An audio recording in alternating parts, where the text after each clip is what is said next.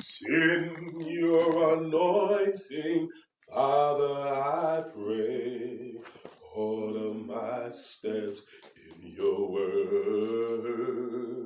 Order my steps in your word. Humbly I ask thee, teach me your will. While you are working, help me be still. Though Satan is busy, God is real. Order my steps in your word. Verse 2. Bright on my tongue, let my words edify. Let the thoughts of my mouth be acceptable in your sight. Take charge of my thoughts, both day and night. Oh, order my steps in your word. Please, Lord, order my steps in your word. Lord, order my steps in your word. You just Google it, the words come up. I love us is that we have to, our main thesis in life is I have to please God. Whenever you write a paper so that the paper just doesn't run on and change subjects and go in a different direction, a paper has to have a thesis. It has to have a main idea. And when you have that main idea, then you come up with whenever you write a paper, you come up with an outline. And in that outline, every particular point must in some way revert back to that thesis. So if we can have a thesis for our life, that it is my job to please God, then everything that I do in some way must relate to that. If I find that I'm dealing with something that doesn't relate to that, then I have to just let that go.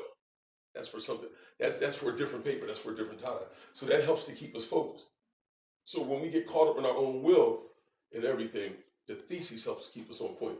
Then I was going to go into, just giving it to you, but we'll come to another point. Then I was going to go into Jesus went into the wilderness and he was tempted. He dealt with sin right away. I saw how that in the book of Daniel that there was three Hebrew men, Hananiah, Mishael, and Azariah. Okay, I'm gonna just give you this. Their name, Hananiah's name means that Yah is gracious.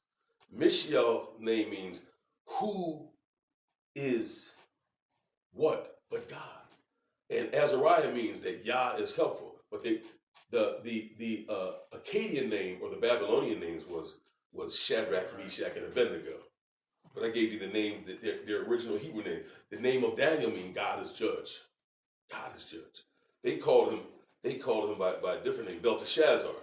And then we were showing that they didn't participate in the dainties of the king. They held themselves back and they were more noble. Okay? We were going to show that if you go in, deny yourself of the flesh, you can overcome sin. And Jesus didn't spend 3 years fighting against sin in his own life. He just dealt with it, got it done with it, and then he moved on to pleasing God. If we want to, that's what we have to do. Each one of us has to dig in, fast and pray, get this nonsense out of our mind, out of our life, so that we can spend our time pleasing God rather than playing with sin. You got to stop playing with sin. You know what I mean? Mm-hmm. Now, let's go to work. That's not what we're going to talk about tonight. I just gave you that. Let's go to work. He that is greatest among you shall be your servant. He that is greatest among you shall be your servant. Okay, I got just a few verses that are going to touch on this here, touch on this thought. And there's a reason for this. There's a reason for it. God never chose to have one man over his kingdom. Never. It was not God's idea for us to have a king. That was their idea. The people said, give us a king like other nations. The problem with that, and this still happens in the Church of Christ, is that when you get a king, you know what men do when they get power? They get greedy. Look at these athletes and entertainers and rap dudes and everything. It's not enough that they got one woman. They start talking about it in their songs. They got to have one. They got to have three. They got to have five. They got to have a chick in every city. They're not satisfied because that power goes to their head. It goes to their head. So God told Samuel, they said, the people say we want a king. But God is their king. He said, no. Give them what they want. Give them what they want. God know how to deal with us. That's what you want? That's what. Now watch how I go with this here. Oh, you don't want a good woman. You don't want a righteous woman. You don't want a good godly woman. You want one of them. You want one of them worldly chicks. That's the kind of woman you want? Oh, you don't want to deal with a woman that keeps her body clean and that prays. You want one of them wild women that do almost anything, stand on her head, one leg up over here. You want to kind of come in the zip line. Wearing honey and blue feather. You just want you out there. That's the kind of woman you want. No problem. We'll give you what you want. Why do you think the Bible says God gave them over to their own lusts? That's what you want. See, a father knows how to let you get out there and get bit up a little bit to show you a lesson. That's what you want. I'm going to give you that. He said, they want a king? Go ahead and listen. They haven't rejected you, Samuel. They have rejected God. He said, the father said, they have rejected me. But he said, but here's what God always does for us. But I'm going to tell you what kind of king this guy's going to be. I'm going to tell you just what kind of king he's going to be. He's going to want all the land for himself. He's going to take your sons and your daughters and make them servants and cooks in his house. He's going to take your children and make them, listen, in Africa, in Asia, all over the world, they've done this. When you get these chieftains, half the kids in the village belong to this guy. Because half the women he done slept with. They not satisfied. They just, something about power that they just want more and more. Look at King David. He said, God said, I gave you these wives. I gave you these wives. And if that wasn't enough, you just had to tell me I would have gave you some more. Did you have to go to this one guy and take his little ewe lamb? That's all he had. You that insensitive. You see how people, you that insensitive. This everything this man's life is in this woman right here. This is all he got. That's all he has. And you had to, and you the dog that you had to take that man's wife. I'm gonna show you what kind of king he's gonna be. This is written in the Bible. He gonna want everything from even in England. You know what they had a law in England? They had a law in England that on your property, if you own 10 acres of property, but if you see some deer on your property, don't touch it. Because they belong to the king. Don't touch that deer. I don't care how hungry you are. That deer on your property, every deer venison belongs to the king. This is the kind of man he's going to be. You know what we do in the Church of Christ? We get ministers. You know what we do with them? I'm so glad God, I'm born at this time right now because this is the kind of guy I am. Here's what we're going to take to a minister. See, ministers have their own parking spot right out front. No. We're going to put you all the way in the corner over there. Now, unless you're elderly, we'll give you some place up front. Not because you're a minister, but we want all the elderly to have some place a little closer to the front. But Jesus says that he that is greatest among you shall be last. So when it comes to the collection, you're going to be the last one. You're going to be the last one to dip out of there. Try telling these ministers this. Oh, they getting their salary off the top. If they come in here to Clayton, they're going to look around and say, oh, no, this is my salary. Well, I'm sorry, we can't afford you. Well, I guess I won't be here. I guess I won't be here. I thought Jesus said, freely you have received, freely give. Oh, but that don't count, do it? So, out of the collection, you're going to be the first one to make sure that your health insurance is paid. You're going to be the one to make sure that your salary is paid, that your mortgage is paid, and that we're all going to pay it. Now, a guy like me, they're going to call an outlaw. Why? Because I'm going to take from the rich and give to the poor. You know, in legal system, that makes you an outlaw. Now, say if you take from the poor and give to the rich, that's how the system is designed. That's how the taxes are designed. Take from the poor people and give it to the rich. But if you're going to actually take, what's wrong with you going to actually take from the rich and give to the poor? Oh, no, he got to go. So you're going to be, my face is going to be plastered listen, he's an outlaw. So what Robin Hood did, Sir Robin of Knoxie, whatever his name was, he would take those venison and give them to the poor people. They like this. The king said he done lost his mind. You will throw the system off. The system is not designed that way. Let me just tell you something. Do you know, and I'm going to get right to the point. Do you know the system is actually designed? The system is designed that, do you know that how many people would lose their jobs if minorities didn't commit crime? You know how many towns that prisons are actually set up? In a town where there used to be coal mines, but there's no jobs. Now we take a prison in Schwenksville, Pennsylvania. We take a prison in Carlisle, and this is what's saving the economy. So the system is set up and designed for you to mess up, and that's how people are eating. That's the system. Jesus said we don't like that system. He that is greatest among you, he that is greatest among you, we're going to make him last. We're going to make him last. So listen, let's get into it. There's a couple scriptures where this is written at. And then I just got like basically 3 points I want to make, and that just kind of sets the tone for where we're going with this here. It shall not be so among you. It shall not be so among you. You got John. Here it is right here. Mark. There was 2 different incidences. This is one of them. I'm looking for the other one. In Mark chapter 10, verse 35. James and John. We're familiar with James and John. James wrote the letter of James. And then we got John, who wrote Gospel of John. He wrote a couple of those Revelations and different things like that. So these are 2 apostles, James and John. Who are they? The sons of Zebedee. They come to the master saying, "We would that you should do for us whatsoever we desire." Well, he told them, "Shoot, what you want?" Verse 37. They said unto him, "Grant unto us that we may sit on the right hand and the other on the left hand in thy glory." Now listen to this. This is Godhead doctrine. I just want to bring this out to you, right?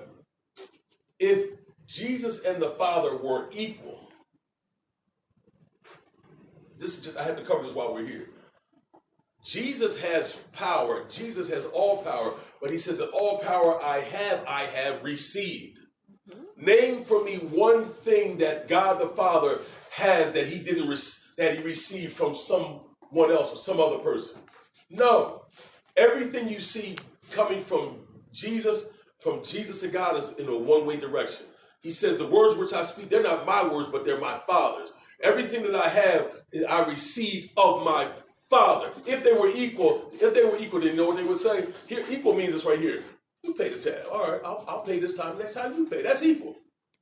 You know what I mean? Now, see, this catches women's attention right away. So we're going to go out to a restaurant, right? Yeah. So you pay, I pay. So we both. So this time, Jesus, you go to the cross. Now, Jesus can say, "Father, I'm going to get right here. Father, I decided I don't feel like going to the cross, folks. So I want you to go to the cross in my place." That is not his to do. That is not for him to act. He doesn't have that authority. You see that? So why we keep pushing that these 3 and all this? If we just simply go by what we see, we're safe. Amen. Just go by what you read. Don't try to read into it or anything. Just take what you see and run with it. That's all you got to do. Amen. When people deliver for Amazon, all they do, they don't try to put anything in the package. They read the package and they give it to whoever it's for. Just give the package. That's all we got to do. If we do that, then we're good and faithful servants. Okay? So he says right here. So he said right here, they asked him, "We sit on your left hand and your right hand in the next round." You know what he said to them? "Not mine to give." He says, "You don't know what you ask." Now, I'm going to say this right here. A lot of times we ask for husbands and wives. We don't know what we ask. We don't know. Do you know what you're asking? Do you know what you're getting yourself into? See, a lot of times we want the benefits of a marriage, but we don't want the responsibilities of a marriage. What we've been trying to cover in our lessons is that that a man is obligated as long as he's alive to live by the laws of the land. And a woman is obligated as long as her husband's alive to live by the law of her husband. What does that mean? Our society used to teach what a man and woman were supposed to do for each other. But we don't do it anymore. So therefore, in the church, our marriages break down because we just get married for the benefits, and then when times get hard, we do whatever we want to do. Oh, so if you don't want to give it to me, you don't want to sex me up like I want it, I'm going to go somewhere else and get it. That's not what we're bound to stay with that person. Paul, listen, I'm gonna just cover I'm just free will. Well, here's what Paul said. Paul says, once you get married, leave that thing alone. Your body doesn't belong to you, and hers doesn't belong to her. He said, y'all supposed to mutually take care of each other. That's it. We hear that, but once we get married, we do what we want to do. So you can't sit there and he come home and he ready for some good loving, and you all tired out. All the batteries are ran down. Or the back door's open, you can see footprints running out the back door and everything. Or he tired. That's crazy. What I'm saying to you is I'm being facetious for a reason. We got to see what things that we're obligated to do and fulfill our obligations. They're not suggestions or options. They're obligations. And the reason why we get in trouble in the church is because we don't focus on what our obligations are. Whether your child comes out mentally challenged or anything, that's your child, and you're supposed to be there for that child until. It's not conditional. Until, as long as that person is willing to be with you, willing to live with you, willing to stay with you, you got to stay there and fulfill your obligations in the sight of God. And if you don't, he says it's better not to make a vow than to make a vow and break the vow. Because we want God to keep his word for us forever and ever and ever, but yet we can't keep our word for one person. So we got to learn how to keep our word. We got to learn how to keep our word. Where did I get with that one? We don't know what we ask.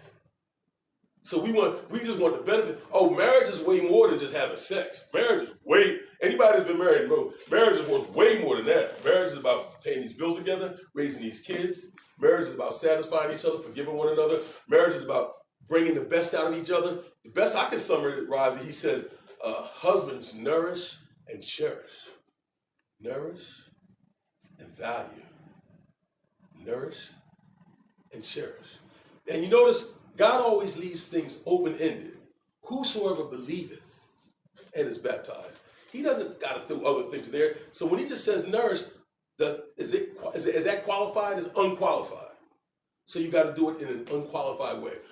The way that this relates to the elders is that when you learn how to in an unqualified way love, nourish, cherish, stick with, bear with your wife and all that.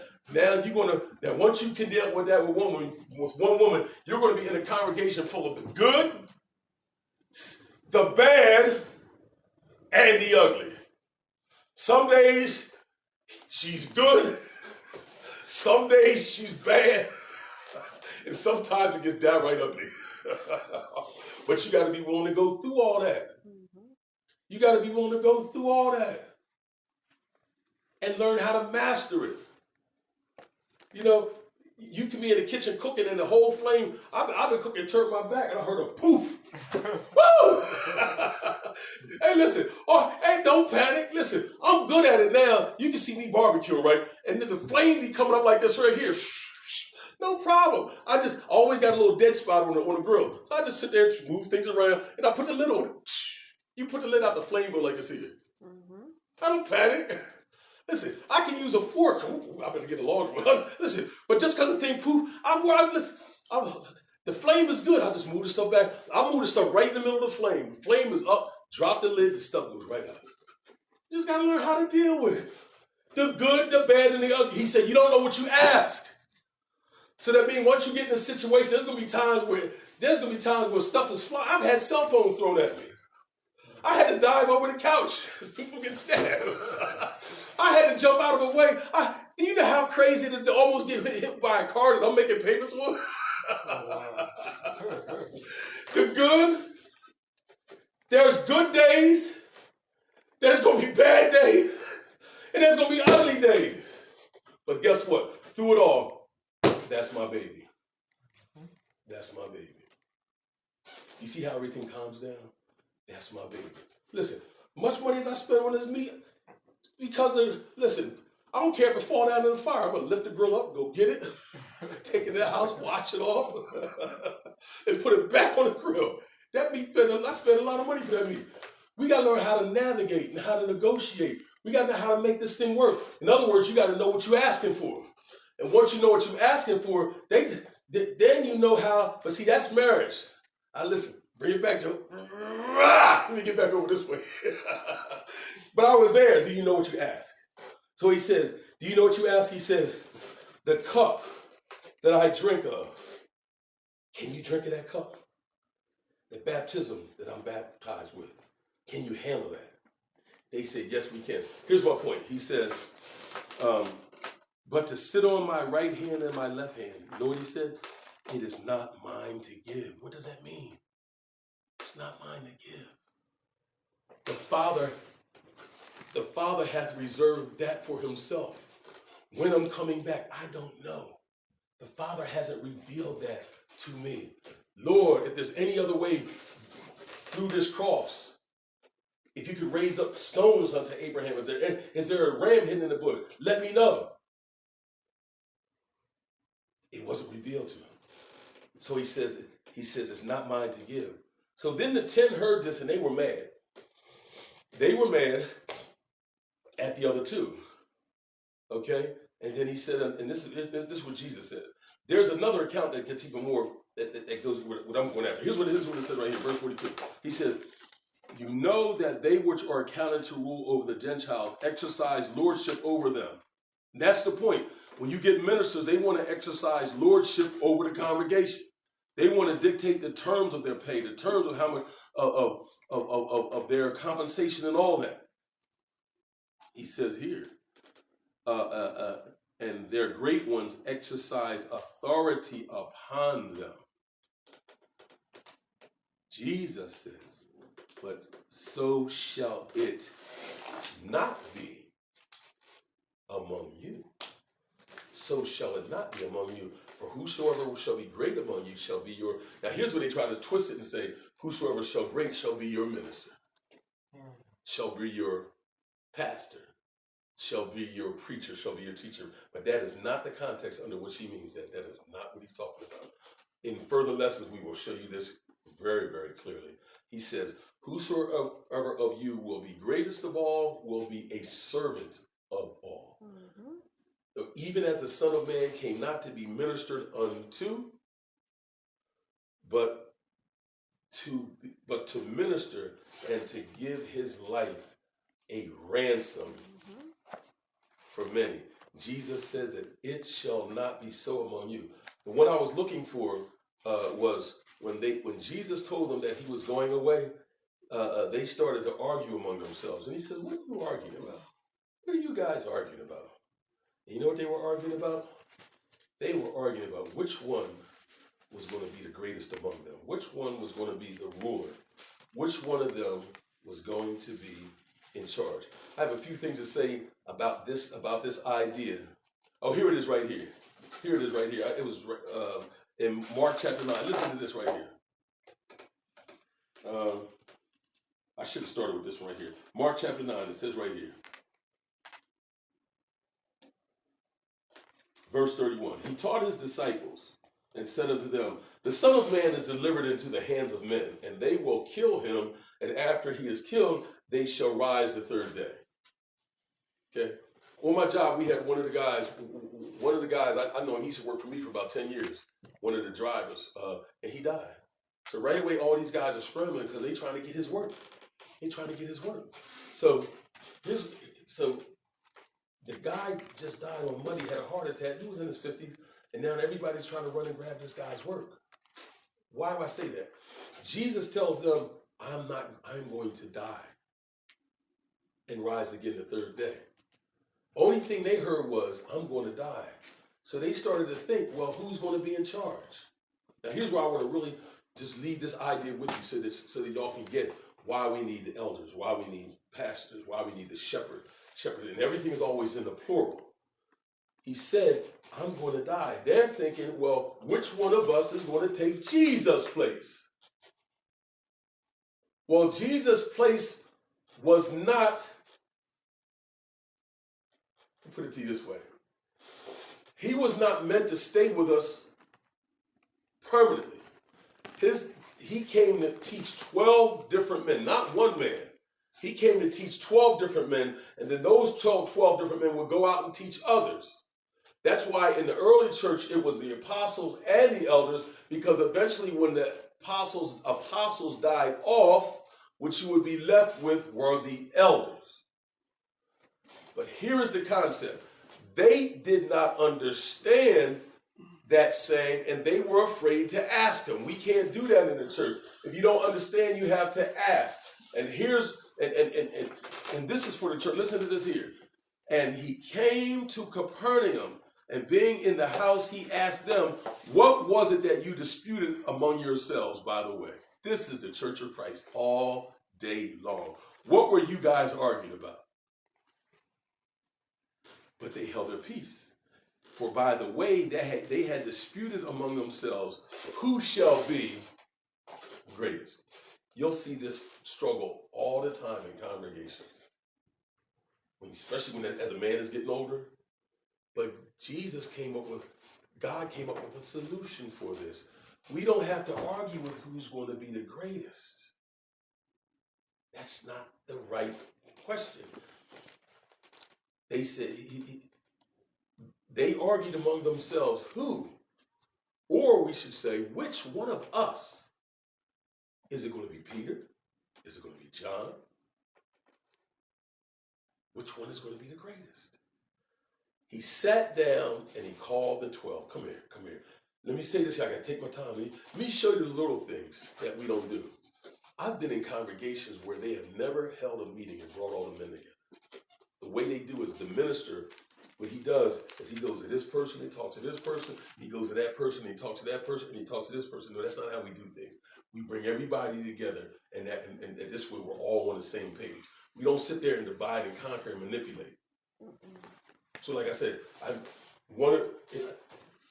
just be playing with you. I was baptized at Darby. They had never ever held a meeting where all the men are, where the quote leader talks to all the men at one time. It's always, you talk to me and you tell me something. So now I can control everybody by telling you something, you something, and you something, and you something. Instead of, what did Jesus do? He brought all 12 together.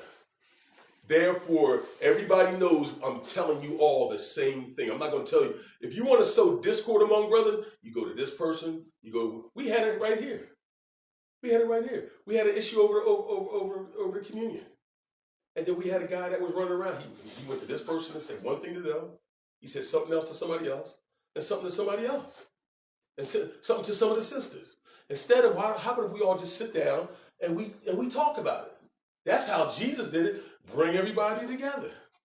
There's no manipulation. We don't want to do power play because what Jesus was, he was not interested in who was going to be in charge. That was not the plan. That was never the plan. The plan is that faithful men teach other men who will be able to teach other men also. Okay? The plan was from the beginning.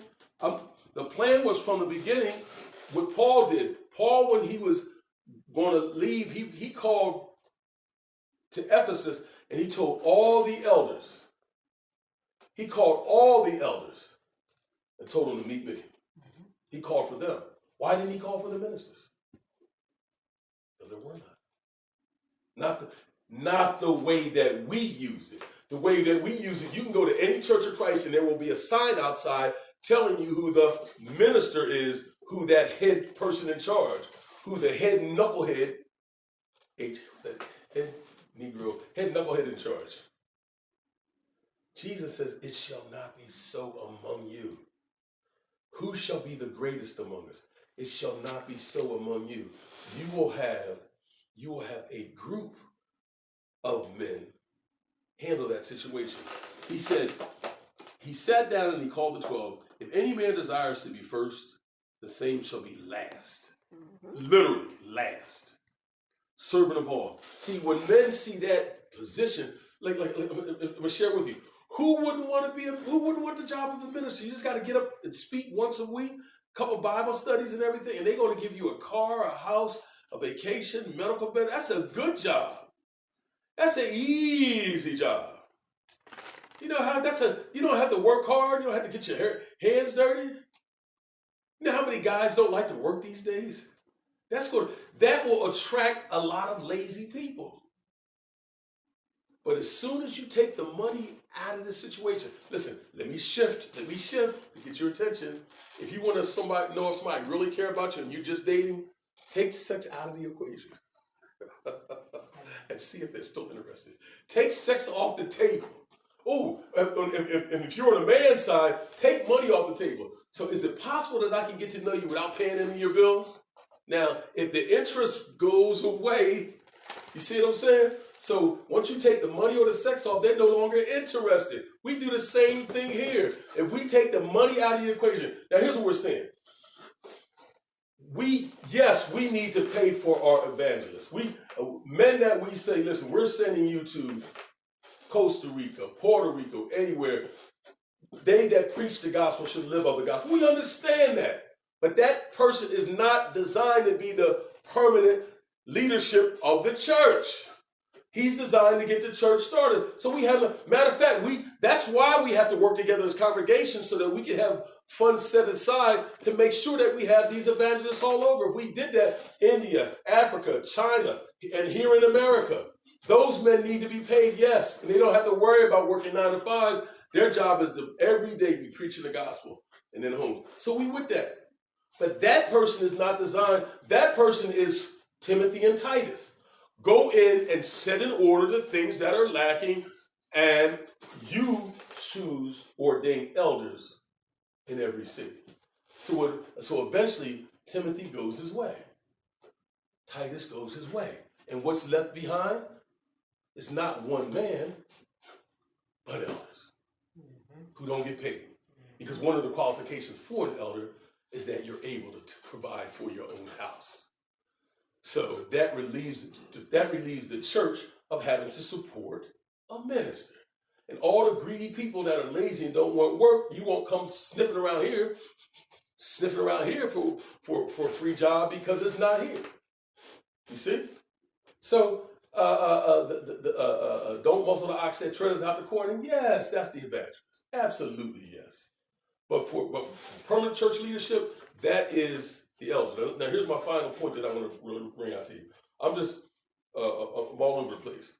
Just remember this right here. What were they arguing among themselves? Who should be the greatest? The scriptural answer for that is elders. And look, what I long for, listen, in my own life, I see this right here. There's a lot of stuff that I want to do, but I either don't have the knowledge or have enough money or have enough help.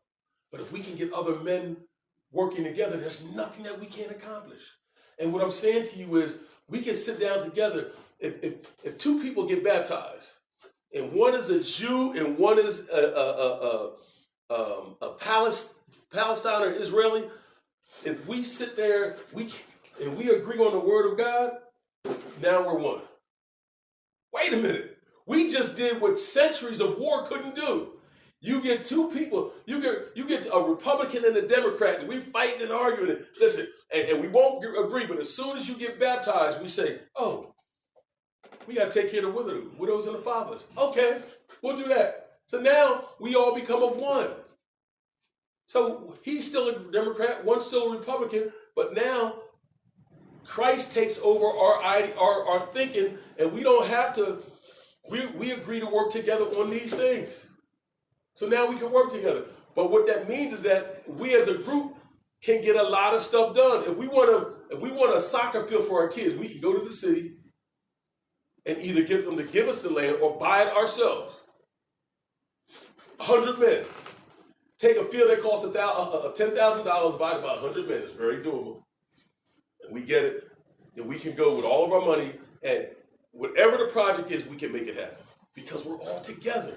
So it's not an issue of who's going to be the greatest. It's an issue of teaching us how to come together and work together as men. What we're going to be judged on is, have we been faithful and have we been fruitful? Every tree that does not bring forth good fruit shall be cut down and cast into the fire. We're so worried about having our own little individual kingdoms and being in charge as opposed to getting work done. Now, when it comes to arguing, we want to argue over stuff. What I would like to see that to be remembered for, if we can have these troubleshooting groups, that when married couples get into problems, that we got, listen, just like you got ambulance, there should be a group, and it's the Church of Christ ambulance, and here they come. Y'all in there fighting, all this kind of stuff, right? And right before, and she got the man in a headlock, and you're ready to pile drive him, right? And throw him out the window. We say, don't do it, sister, wait, don't do it. And then all the sisters come in and say, all right, put him down. Softly. She's like, you want me to put him down? No, softly. So you put him down softly, right? And now we got to revive him because he couldn't breathe, right? She had him in a right? So now we separate the two. The women over here. So the women sit, they talk to her. And we got the men over here. So now, instead of us arguing over whether or not we can get divorced, we spend our energy talking to them. And say, what did you do to make her put you in a headlock that you couldn't breathe? You see what I mean? So if we can work together on those things, so we're going to need a group of us. And what I'm saying to you is, this is the thought that you have to think in your mind. This is what I constantly keep in my mind. The harvest is plentiful. If you've ever been to, the way that I come in there is these cornfields. I come in from the other off 55. The way I come in, when you see these cornfields, you just looking, there's a whole bunch of them. Now they got machinery. But if you had to pick that stuff by hand, you wouldn't be saying, I don't want nobody out here picking this but me. When you, listen, my yard, I live on a corner house. The harvest is plentiful. So I live on a corner. So I got about 100 yards worth of shoveling to do. 50 on this side, 50 on this side. Everybody else just got about 10 yards in front of their house. So when I get out there, my back's already sore from working. So when I start shoveling, right, after 3 shovels, I'm already tired. 1, 2, and I look all the way else. Oh my gosh, and I got to go all the way around there. Oh, that's a lot of work for one man. That's a lot of work for one man. Man, if I had some help. Man, if I had some help, how fast this would go. You know what I'm saying? So there's a lot of work, but now what'll take me, and I usually do half one day, and then after I get about halfway, then I go in the house and cook me something greasy. You know what I mean? See, for me, cholesterol is very soothing. You know what I mean? It might not be healthy, but it's as it goes all through my system, then I get sleepy. So, and then the next day I do the rest. But I see all that work by myself, that's a lot. But if I had help, what would take me 2 days to do, man, we knock out in an hour. So why are we arguing? Why are we fussing? Why are we saying who wants to? It ain't about us dictating. It's about everybody picking up a shovel. It's about everybody figuring out what you're good at, and let's go get it done. Let's go get it done. Well done, thou good and faithful servant. Well done. There's so many things that if we just work together, that we can get done easy. Easy money. Easy. We can do wells. We can fix houses. There's places where they don't have roofs. They just have a piece of tin, and they zero that down. That's all they got. But if we can all come together and work together, all the things that the Bible charges us for to do, we can handle. We can accomplish. So that's the broader and greater vision. It's not about saying who won't get up and speak. That's why I'm gonna always make it a point. And even as I get older, what did John the Baptist say? He must increase and I must decrease. Even as us as men. Everybody, you have your time. There's a time at which you got to start stepping back and you got to be like Customato. Customato, he can't get in the ring no more, but he can sit right there and look who he created. He created Floyd Patterson, but then he messed around and found a guy like Mike Tyson. Customato became the coach. He must increase and I must decrease. So what we do is we take everything that we've learned as men and then we begin to give it to the next generation so that we're in great shape.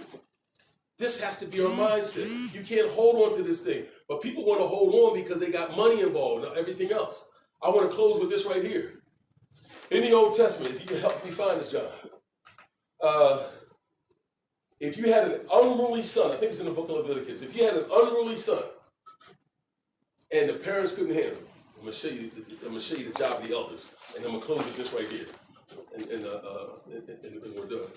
The most powerful thing we can do, Brother John Jr., is when we have fathers come together, when we have men come together, men on different men on different levels. The building trades, professional men, and all these men come together and put their talents and their skill together, we become a juggernaut. We can accomplish anything. Our kids don't have to do without. Okay, did you find that one yet? Okay, I think it's in Leviticus. I'm gonna give you the idea. Here's what he says. This is the thought. If you have a young man and he's out of control and his parents can't control him, they're supposed to bring him before the elders of the land. And then what the elders do, the elders are supposed to handle this dude. That way here, you keep foolishness to a minimum, to a limit.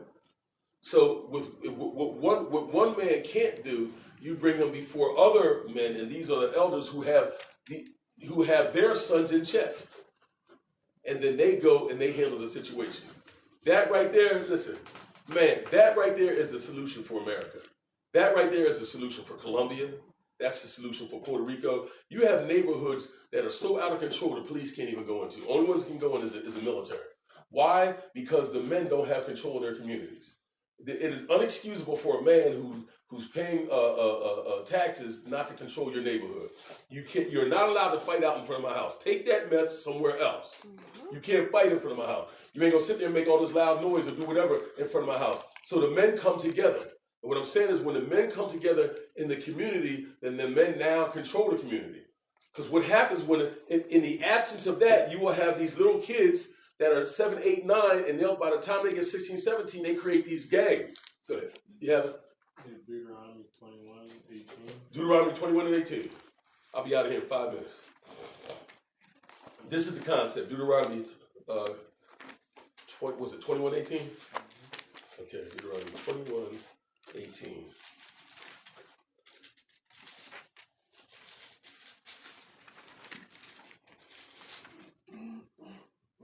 It's beautiful. Watch this right here.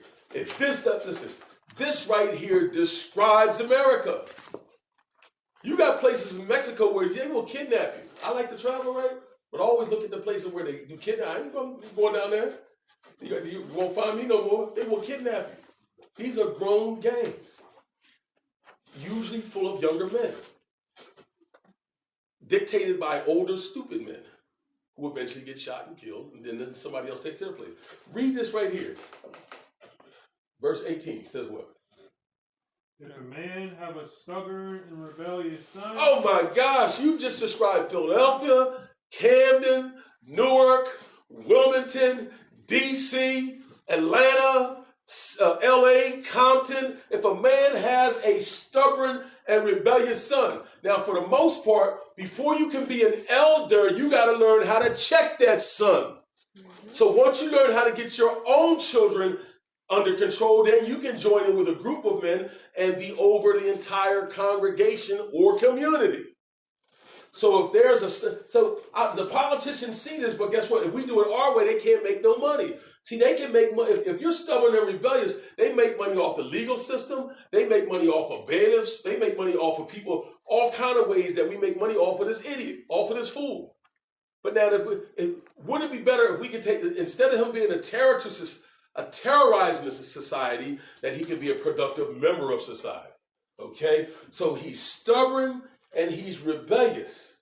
And he will not obey the voice of his father or his mother. Every now and then we got people like that. I'm going to tell you, won't be one of mine. Won't be one of mine. You're going to be like, Joe, why all your kids walk like this? Well, at least he's not stubborn. So listen, he can still get a job driving the truck. But you ain't going to be out there causing trouble. You know what I mean? Why his hands like that? Oh, that's hands? Oh, he be all right. He drive with his left hand. But he won't. Listen, when they see me coming, they gonna run. Listen, I'm gonna take all the here. I come. Here come the bear. Oh yeah. So what I'm saying is, men in your own life. Listen, let me tell you this right here. I had to sue for custody of my kids. So the DIFAS came in and they wanted to know how I discipline my kids. I said, right on the butt. You're allowed to beat your kids across the butt. Don't leave no marks. The key is don't leave no marks. across the butt. All that. Now, here's what I'm saying to you. There's other ways. Some of y'all are more sophisticated than me. I'm not that far from a street hood. So I got just a little bit of education and just a little bit of sin, but I'm not that. That's why I go good with these wolves. I mix in well with them. You know what I mean? So what I'm saying is, there's other more sophisticated ways to do it. My way is not the only way. But I'm saying, if you have a stubborn and rebellious son, call me. I got you. We'll go get him. This is the purpose of the elders. Watch. If you have a stubborn and rebellious son and he won't do right, can't get right, and when they chastise him and he won't listen, some people say, I don't care how bad my mother and father beat me, it wouldn't change me. Well, you never got one of mine. Let me get you, because I'm going to tie a rope around your ankle and hang you upside down. I'm going to beat you like they beat Django. Django! I'm going to beat your head to death. But as long as you get him across the butt and don't leave no blood, listen, if they go before the judge and they take the pen and pull his pants down and his butt is red, Your Honor, I plead guilty, and I did the best I could. But, Your Honor, he has perfect attendance. He's not late for school. He's got good grades. One of my oldest son has a degree in mathematics, working at University of Pennsylvania. The other son has a doctorate degree in chemistry from Nashville, Tennessee, and the other one is a chef. I didn't put up with that nonsense with these boys. So is it any wonder? Oh no, and I worked them to death. So unless you want to be out here working in the cold, you better learn how to open up these books. Iron sharpens iron.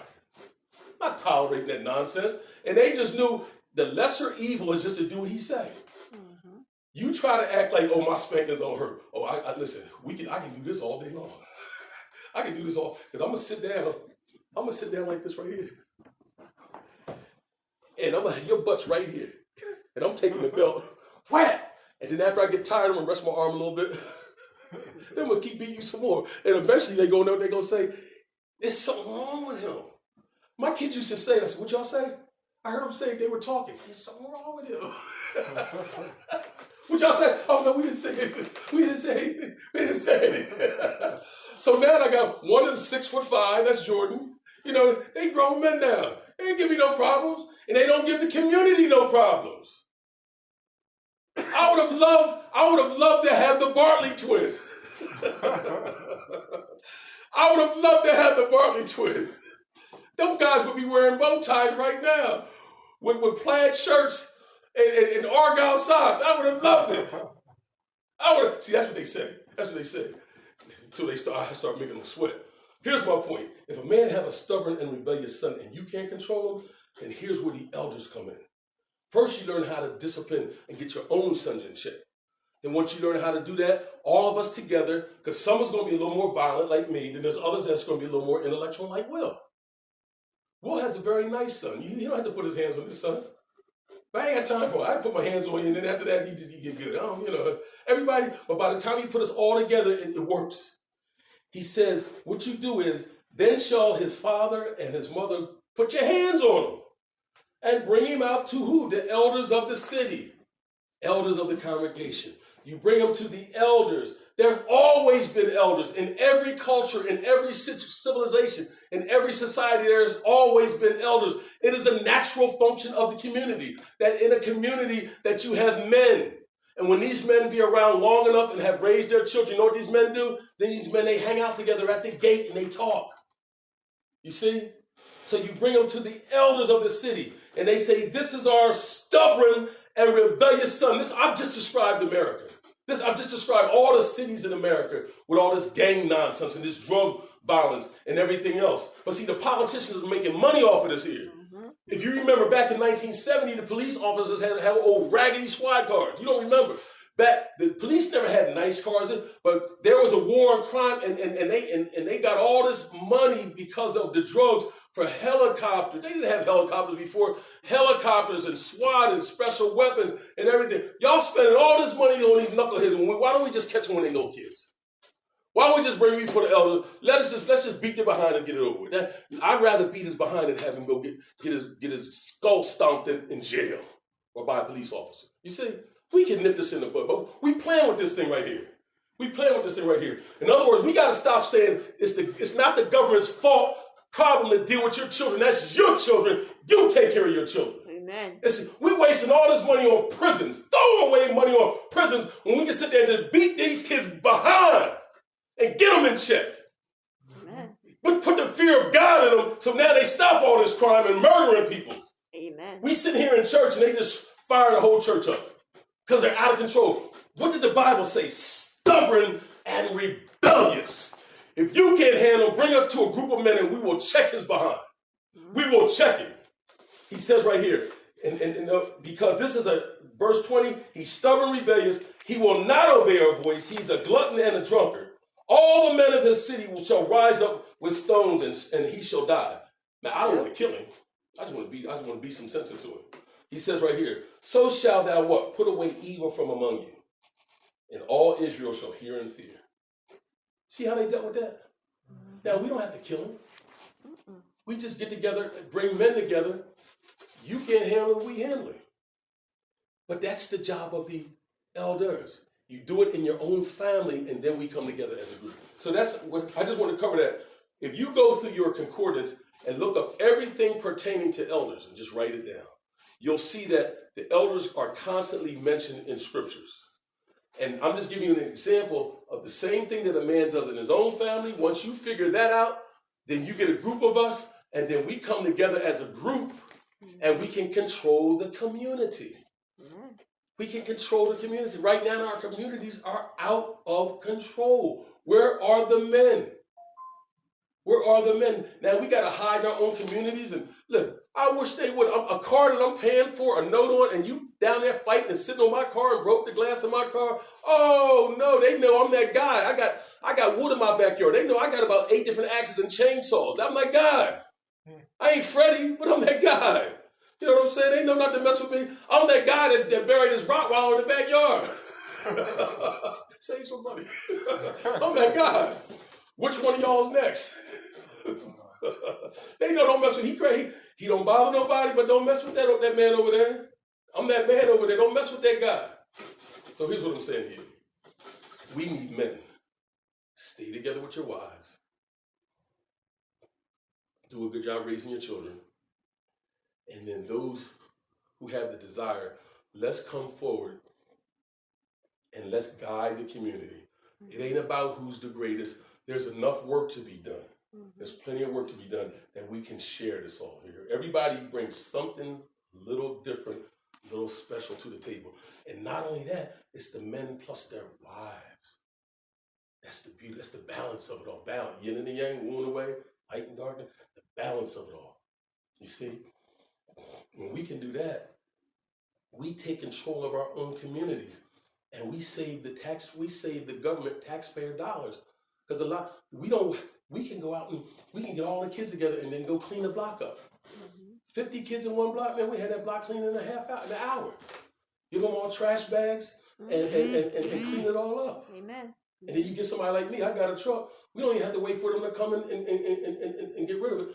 I'll take all the trash bags, and when I go to work, I got dumpsters half the size of this building. Just dump the stuff over. We keep our communities clean. We can do paint.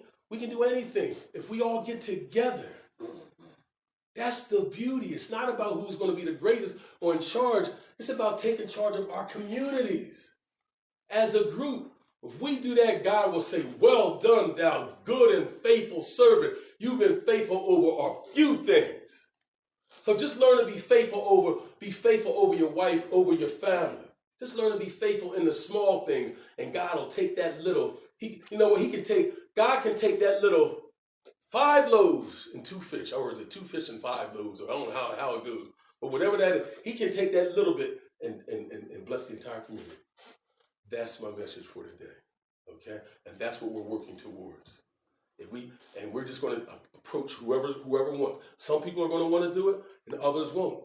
But once we get this thing rolling, everybody's going to want to join in because this is how God designed it. Paul called for the elders, not the ministers. It's a group of men that's working together. Amen. Brother John. That's God's order, Amen. not ministers and yeah, that's how we have to establish things the way they should be. Amen.